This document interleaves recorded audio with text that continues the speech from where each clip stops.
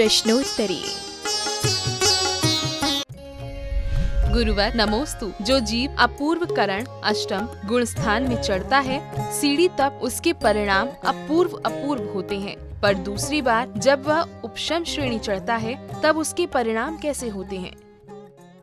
अपूर्व अपूर्व का अर्थ होता है एक अंतर मुहूर्त में उसके परिणाम कभी घटते नहीं हैं, आगे बढ़ते ही जाते हैं। और जो व्यक्ति एक समय पहले निकल गया है, दूसरे समयवर्ती परिणाम भी कभी मैचिंग नहीं करेंगे। अधाप्रवृत्तकरण परिणाम में क्या होता है, जैसे दो व्यक्ति एक साथ दौड़े, एक आगे निकल गया, एक पीछे निकल गया, और जो पीछे दौड़ा 5 मिनट वो भी आगे निकल गया, इसको बोलते अधाप्रवृत्तकरण है। अपूर्वकरण में एक अर्थ होता है अपूर्व परिणाम, जो एक समय पहले है वो एक समय बाद ही उसके परिणाम होंगे, और उसने जो परिणाम जिस स्थिति से कर लिए हैं वो उतने दूसरे समय में उससे अधिक ही होंगे, ना सम रहेंगे और ना कम होंगे। अपूर्व परिणाम होते हैं। अधाप्रवृत्तकरण में तो जैसे अभी उसने 100 नंबर प्राप्त किए तो दूसरे क्षण में उसने 50 नंबर प्राप्त किए, यानी टोटल 150 हो गए। तो पहले नंबर के 100 थे, दूसरे नंबर के 50 थे, हालांकि 100 से तो वो बड़ा है, 150 पर पहुंचा है, लेकिन जो 100 नंबर की विशुद्धि थी तो भी इस समय उसके 200 से ऊपर होना चाहिए, तो 100 से 150 पर पहुंचा। अपूर्वकरण परिणाम में क्या होता है, उसने 100 नंबर का परिणाम किया है तो अगली बार वह परिणाम 110 का ही करेगा, इससे ऊपर ही करेगा, ना 100 करेगा ना 50 करेगा। इसको बोलते हैं अपूर्वकरण परिणाम। नाना समय के परिणाम हमेशा बढ़ते हुए रहेंगे एक अंतर्मुहूर्त।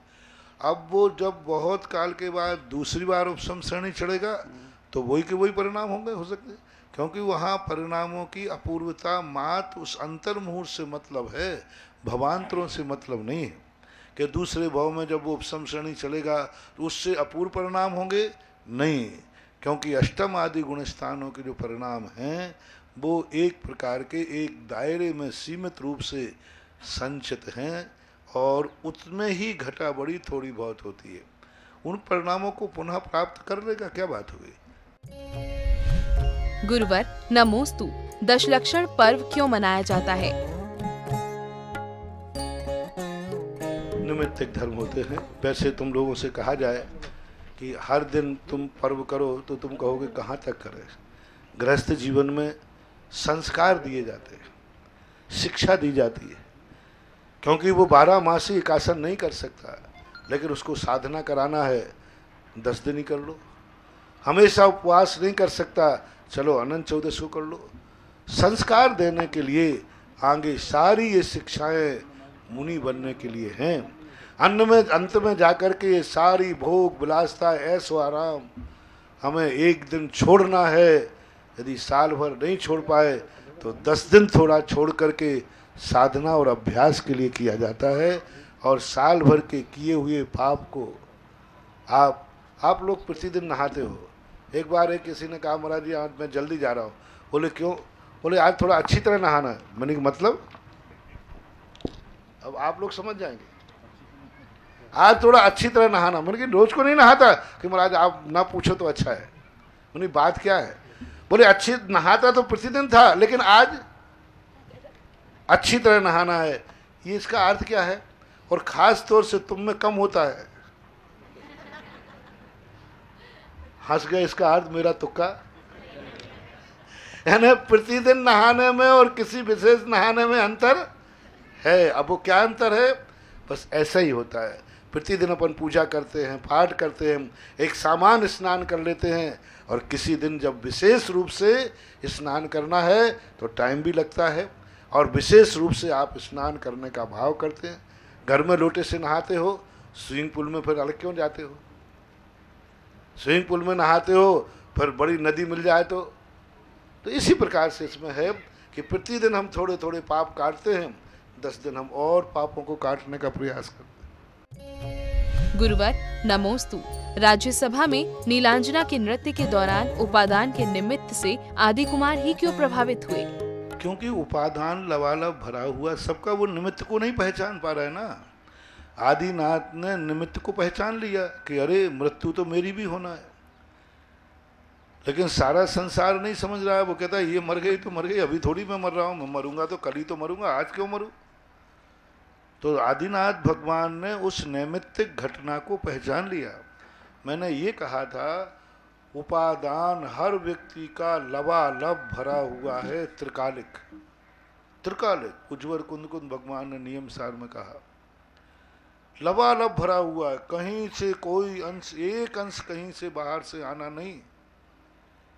लेकिन ये उपादान निमित्त को नहीं पहचान पा रहा है, और पहचान जाता है तो निमित्त का लाभ नहीं ले पा रहा है, निमित्त की कई बार उपेक्षा कर देता है। इसलिए वो उपादान उसका कार्य कर, जैसे दीपक घी से भरा है, बाती लग सही है, लेकिन वो माचिस की काड़ी की उपेक्षा कर रहा है।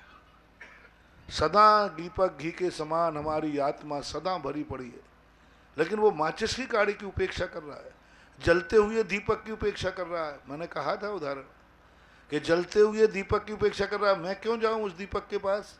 मेरे पास खुद दीपक है, मैं क्यों उस दीपक के पास जाऊं? मेरा खुद दीपक है।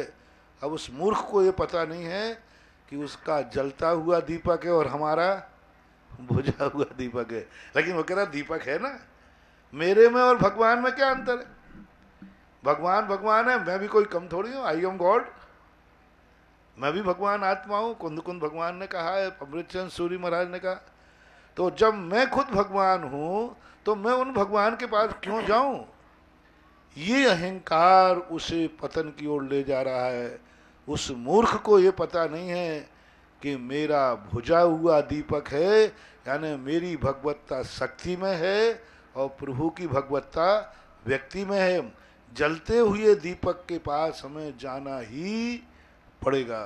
यानी वो लबालब दीपक भरा हुआ है घी से, लेकिन वो जलते हुए रूपी निमित्त घी के दीपक की महिमा नहीं समझ पा रहा है, उपयोगिता नहीं समझ पा रहा है, उसकी उपेक्षा करता है। जैसे आजकल के लोग समय सार पढ़ के कहते हैं मैं खुद ही भगवान हूँ, मुझे मंदिर जाने की क्या जरूरत पड़ी, मैं ही आई हूँ, मैं खुद स्वयं गुरु हैं, गुरु के पास जाने की क्या जरूरत पड़ी। ये वही मूर्ख हैं जो अपना भुजा हुआ दीपक लेके अहंकार कर रहे हैं।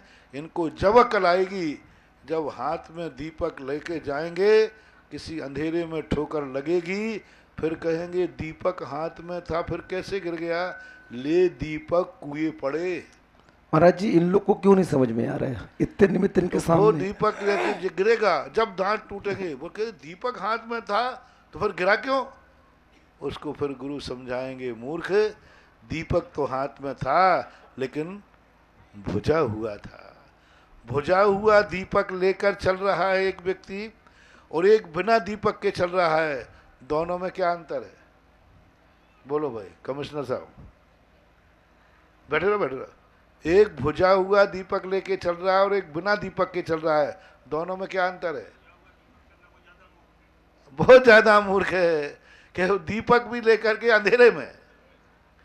तो इसी प्रकार जिन लोगों को ये पता चल जाता है कि मेरी आत्मा में भगवान है, अनंत शक्ति है, फिर भी वो मंदिर नहीं जाते, भगवान को नहीं मानते, नमोकार मंत्र को नहीं मानते, हमें क्या मतलब है?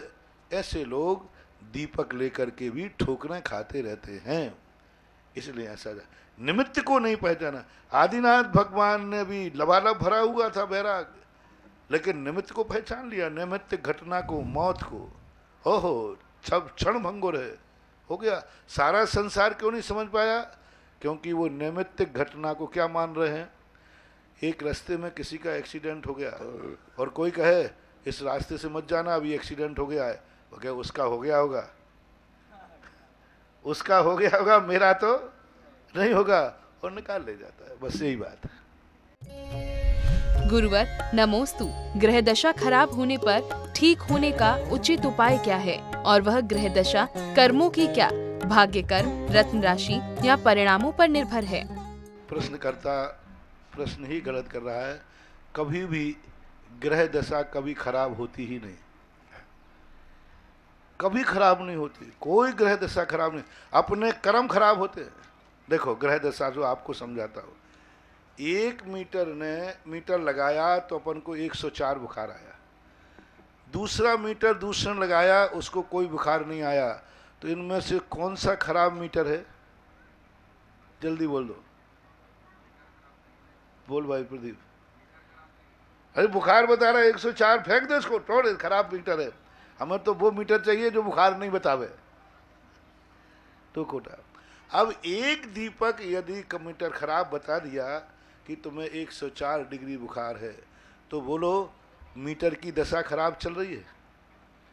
महाराज जी हमारे जीवन में मीटर की दशा बड़ी खराब चल रही। बोले क्या बात हो गई?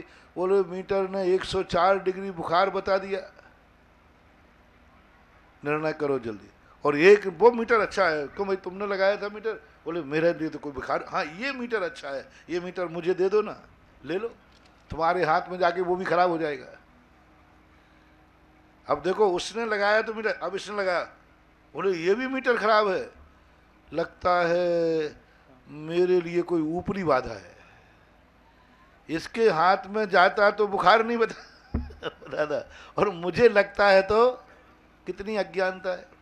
ये ग्रह, कोई भी ग्रह दशा कभी खराब नहीं होती, हमारे कर्म खराब होते हैं तो ये ग्रह थर्मामीटर के समान हमारा बुखार बता देते हैं। बस इन ग्रहों का थर्मामीटर से ज्यादा कोई उपयोग मत मानना।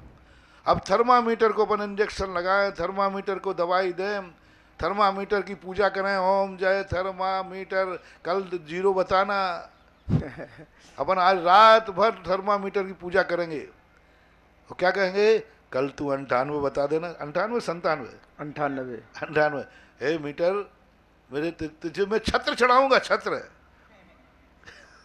अब बताओ अज्ञान, इसी को मिथ्यात्व बोलते हैं कि ये सारे ग्रह मेरा बुरा करते हैं। कदापि नहीं, ये थर्मामीटर है महानुभाव, ये हमारे कैसे कर्म लेकर मैं जन्म रहा हूं वे ग्रह बता देते हैं। ज्योतिष यही है, हमारा कैसे कर्म का उदय आएगा वो ग्रह बता देते हैं।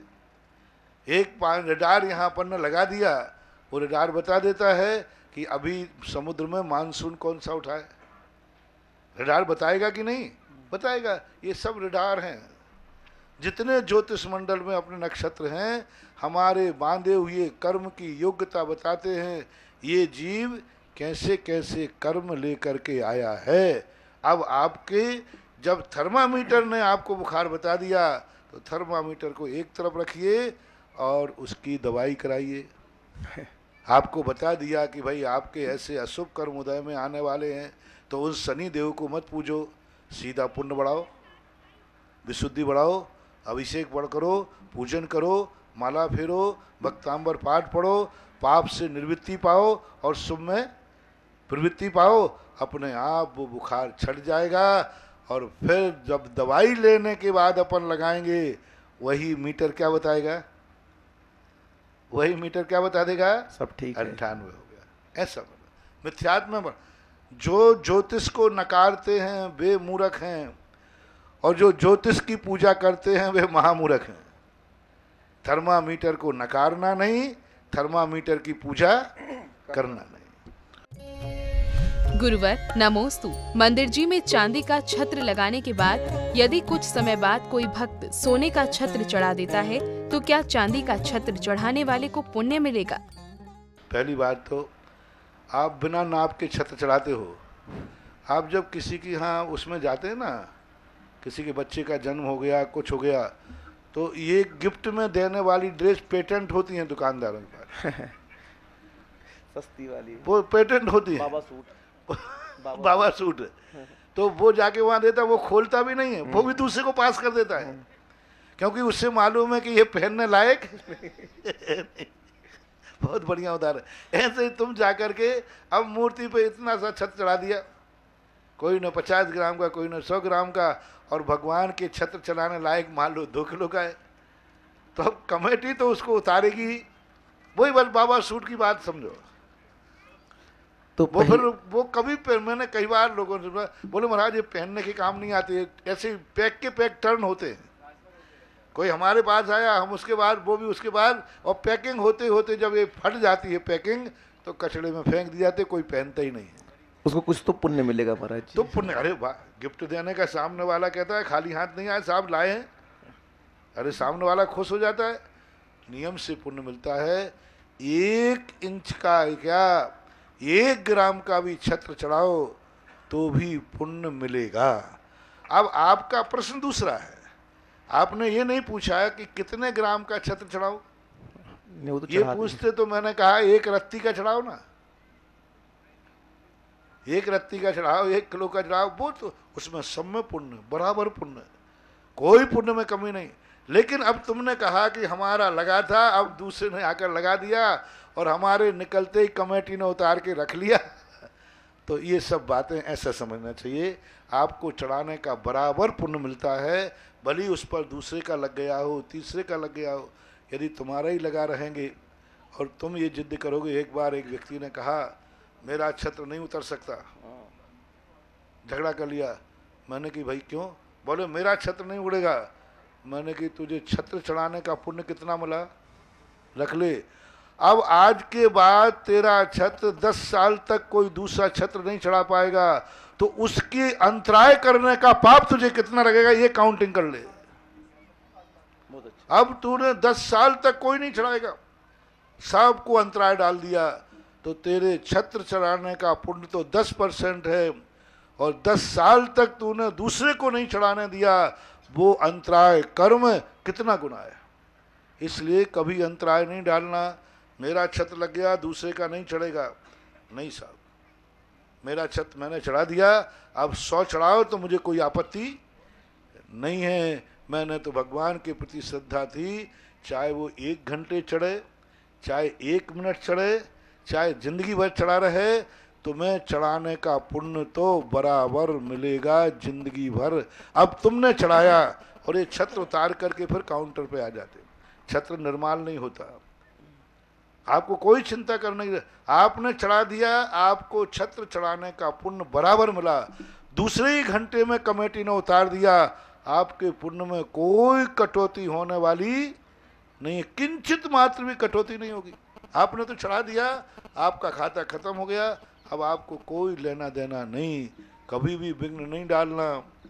हमारे शास्त्र में आता है कि तुम खूब चौका लगाओ या मत लगाओ, लेकिन ये भावना भया देखो साहब मेरा चौका लग रहा है, अब गांव में किसी का नहीं लगना चाहिए। बुरा आदमी नहीं है, मुनि भक्त है, कट्टर मुनि भक्त है, लेकिन दूसरे का चौका नहीं लगना चाहिए, मैं राजा हूं यहाँ का। तो बताते हैं कि उसको इतना पाप बंद का हुआ, इतना पाप बंद हुआ कि वह राजा मर करके दुर्गति को प्राप्त हुआ। और ऐसे परिणाम, कथा थोड़ी बड़ी है, कभी नहीं करना। मेरा चौका लग रहा महाराज के मेरे में हारो, दूसरे का नहीं लगना चाहिए ये भाव नहीं करना। मैंने छत्र चढ़ाया, मेरा छत्र के बाद किसी का नहीं लगना चाहिए ये भाव नहीं करना। मैंने वेदी बैठा ली, किसी के वेद दूसरे की वेदी नहीं बनना चाहिए। आप तो बना के निर्मित हो, कमेटी दूसरे दिन हटा देवे, आपको तो बनाने का पुण्य पूरा लग गया, आपको लग गया, आपको कुछ भी करने की जरूरत नहीं। और यदि तुम उसका ममत्व भाव रखते हो तो बराबर आपको दोष है, और आपको चढ़ाने का पुण्य भी खत्म हो जाएगा, चाहे मंदिर का हो, चाहे वेदी का हो, चाहे छत्र का हो, चाहे चवर का हो। तुम तो चढ़ाने के बाद फिर ही उसके तरफ मुड़ करके देखना भी नहीं, सोचना भी नहीं। दान ऐसे दो जैसे नारियल चढ़ाते हो, चढ़ाने के बाद यहीं खड़े रहो, कौन उठाता है? सवेरे से रखा है, कौन उठाता है? नहीं, मेरा काम था चढ़ाना, उसके बाद भूल जाओ। गुरुवर नमोस्तु। क्या अरिहंत भगवानों की जयंती और धार्मिक महोत्सव के दौरान प्रभु की प्रतिष्ठित प्रतिमा को झूला झुलाया जा सकता है? कदापि नहीं, वो तो अरहंत भगवान है। अरहंत भगवान को हम झूले में बैठाल करके बहुत बहुत महान पाप है। यानी एक मुनि महाराज ने वस्त्र पहन लिए, यानी भ्रष्ट हो गया। यदि प्रतिष्ठित मूर्ति को हमने पालने में झुला दिया, यानी अरहंत भगवान को हमने भ्रष्ट कर दिया, बहुत बड़ा पाप है। अप्रतिष्ठित मूर्ति रख सकते हैं। जिस मूर्ति की प्रतिष्ठा नहीं की गई है उनको आप वस्त्रादिक, वो भी दिगंबर मुद्रा में ना रखें, क्योंकि दिगंबर मुद्रा में रखने पर उसकी फोटो कैसे आएगी? दिगंबर आएगी। तो कालांतर में लोग क्या समझेंगे? दिगंबर मुद्रा भी पालने में बैठती थी। इसलिए बिना प्रतिष्ठित मूर्ति को, प्लास्टिक आदि की मूर्ति को वस्त्र पहना करके झूले में झुलाई जा सकती है, प्रतिष्ठित को कदापि नहीं।